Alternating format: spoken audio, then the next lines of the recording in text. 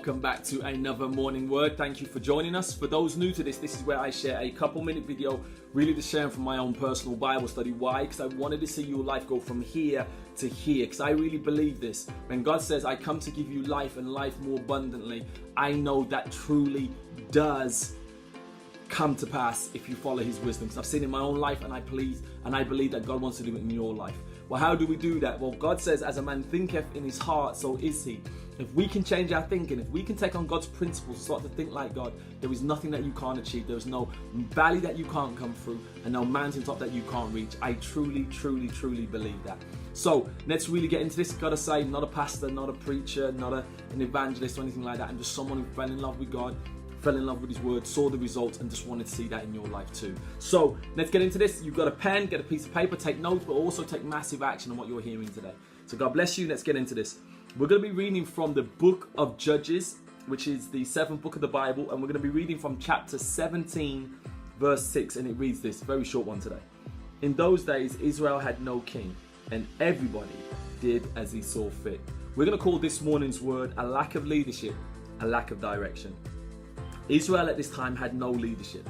So in this, in this section of the Bible, okay, Israel had no leadership. Samson had just passed away, and there was no leadership.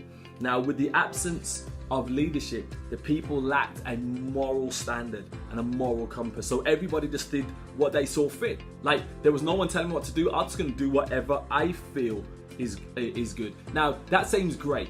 And we all dream of that day, don't we? We all dream of a day where no one's going to tell us what to do, the boss, or if you're a child, a parent, university, a teacher. And we all dream of that.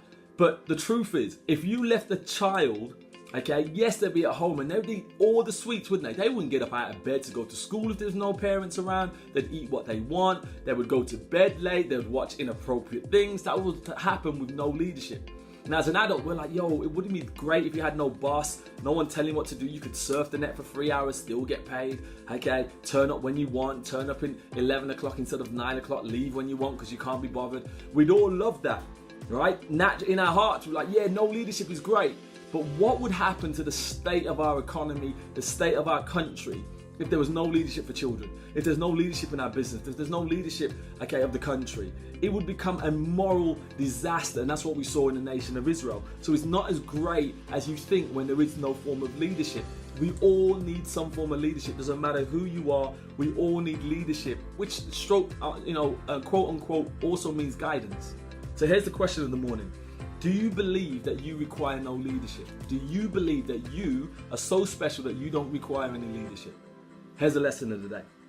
No matter how great you believe you are, we all require, me included, 100% require leadership and direction. I get it from so many different people. No one knows it all, which means that we all need to be taught and directed by someone who has that little bit more knowledge, okay, that little bit more experience than us. And that comes under good leadership.